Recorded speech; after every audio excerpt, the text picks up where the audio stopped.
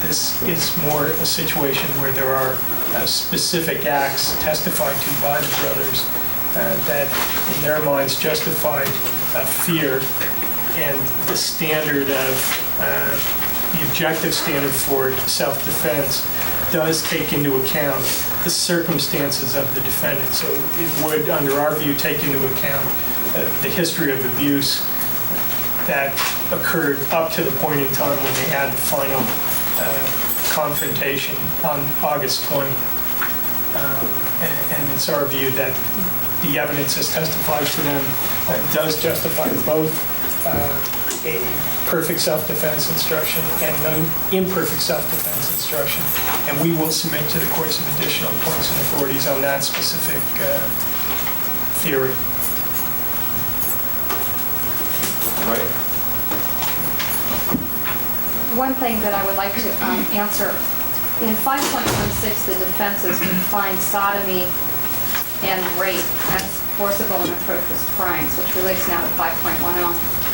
It's the people's position, first of all, that men cannot be raped since they lack the necessary equipment to actually be raped. And it's the people's position in this particular case that that non-forcible sodomy is not a forcible and atrocious crime. And the description given by the defendant, Jose Menendez, of what he thought was going to occur did not amount to a forcible and atrocious crime. And I believe that one of the people's special instructions, which is not offered, it is offered in response to the potential of the court giving these instructions. I think that's special instruction number 3. All right, the people's position is that the defense has not met the standard of the instructions or the prerequisites of the instruction dealing with, quote, a forcible and atrocious crime.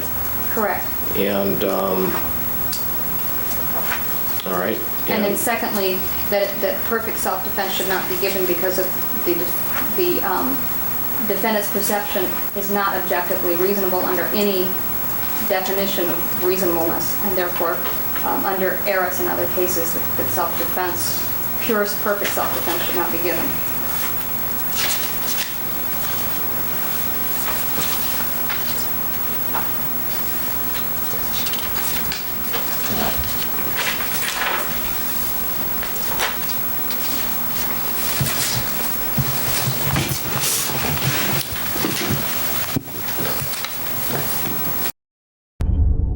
The defense argument that the abused brothers had killed their parents in a frenzy of panic and fear convinced some, but was scorned by many.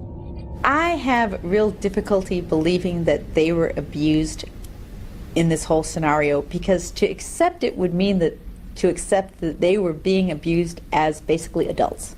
Big, strong, strapping boys, no other way to put it.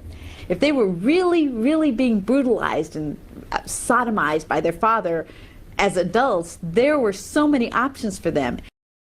We have a piece of a clip here, piece of tape showing, I believe it's Lyle at the trial, saying that they were, well, we'll see. They raped me. Did you cry? Yes. Did you bleed? Yes.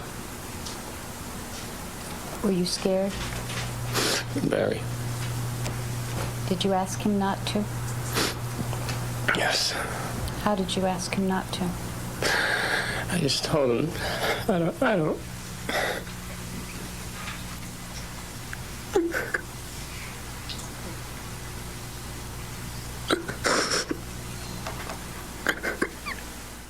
Now, that's where he's on the stand saying that he was molested by his father. You don't believe this? I like to cast him as Lyle Menendez. He's so good of an actor. Why do you say this? Tell me why. Because there's no way somebody who is a 6'2" strapping hunk of a guy, a week prior to, now he's not the one who was supposedly being molested at this particular time. It was Eric a week prior was being molested by supposedly Jose. But look, you spend 3.5 years in prison, you're going to come up with something. This came out of nowhere. I don't buy it. I don't believe it. I never have. The father was a womanizer, wasn't he? Completely. His son, Lyle, hit on me at the wake. The boys hit on you? He went right into Jose's shoe and hit on me, came on to me.